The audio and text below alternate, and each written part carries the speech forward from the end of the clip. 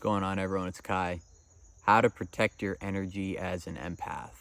I think this is one of the most essential things that a highly sensitive, empathetic person can, learn to cultivate and learn to practice, because there are people that solely function off the energy of other people.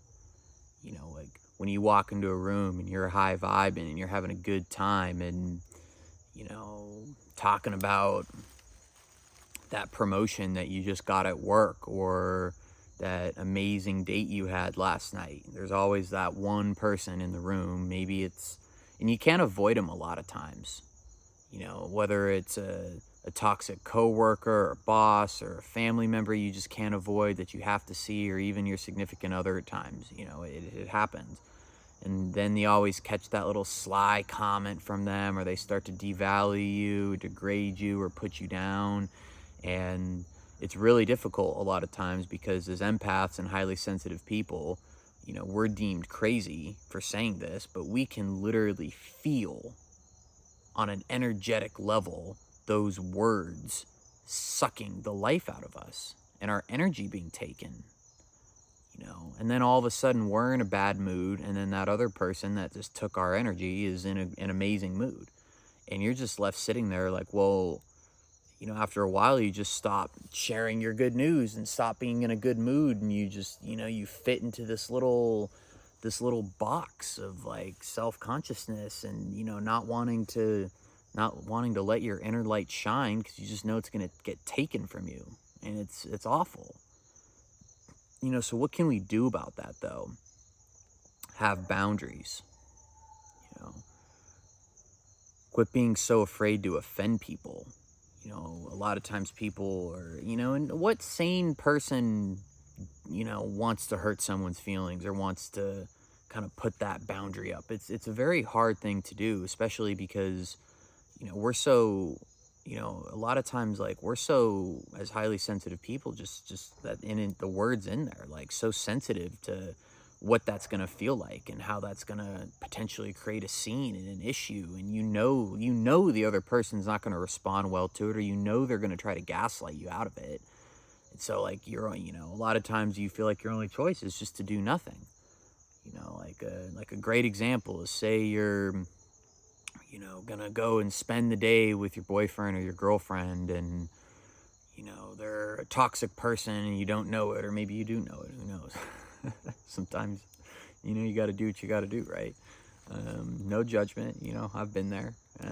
You guys are gonna go to a concert together, and you show up and you just had an amazing day, and it's and you're ready to go to this concert with your significant other, and you're gonna have a great time, and you just show up and, like, they're just in a bad mood because you're in a good mood. And you don't really understand it for a while, but maybe you don't say anything, maybe you do, but it's just kind of like, okay, well, you're still in a good mood, so it doesn't matter. And, after spending 3 or 4 hours with them, all of a sudden, after these little put down comments and, a whole bunch of just energy sucking behavior, maybe they're making fun of the way you dance, and these little subtle, like, put downs, making fun of your shirt, or why'd you wear this instead of that. And, a lot of times we don't even want to believe it. It's just like, it's just so far away from our thinking, but like, to steal the life force out of someone, pretty much. But there's just people that depend on that. And it's so weird to think about, but it's true.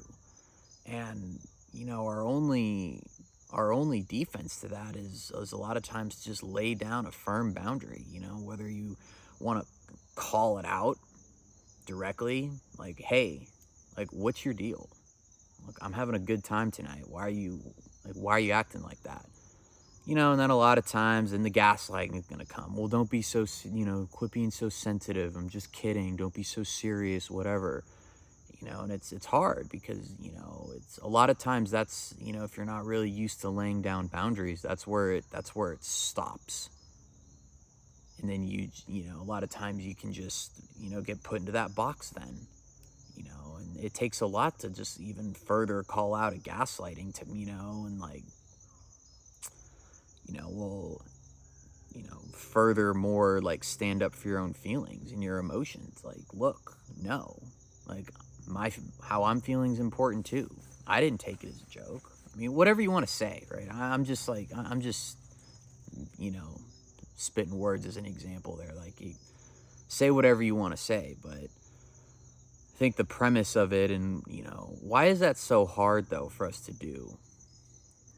And what makes us such, like, prime real estate targets for people like that? Well, I think a lot of times it has to do with the fact that those types of people literally live to sense out who they can take energy from. And as empaths and highly sensitive individuals, it can be very, very easy to,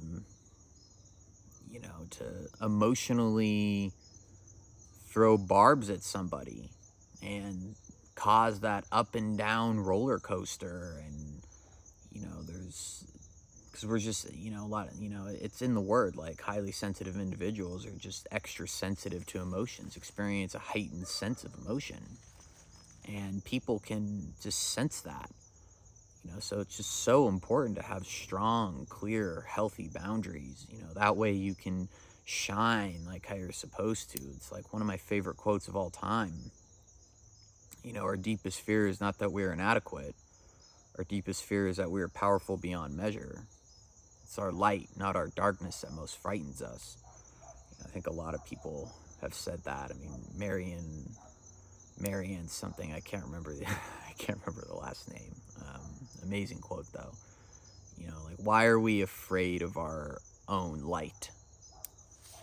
Because we know, like, deep down, if, we shine and project our own light into the world, there's going to be people that are going to want to take that. Makes you a target is what it does. And until you learn clear, healthy boundaries and learn how to stand up for yourself, and it's a hard thing to do. Like, this stuff is not easy at all. Trying to find that balance between, I guess this is how I would define an empowered empath, is to try to find that balance between having just extreme, I've said this before, like, really strong, emotional boundaries and, inner stability and inner strength, that self-confidence, that, like, x-axis, and then that y-axis of still having that incredible amount of emotional depth and using that gift, that God gave you. Being able to find that balance is a very difficult thing.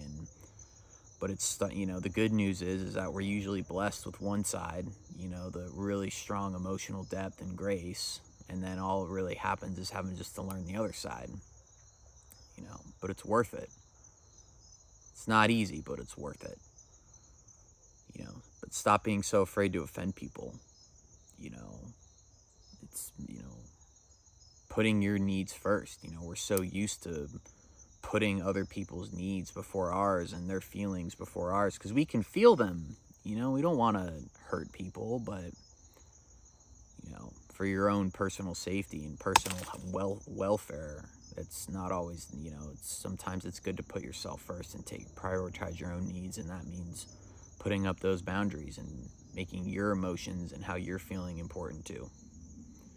But I hope you guys have a wonderful day. Okay, bye.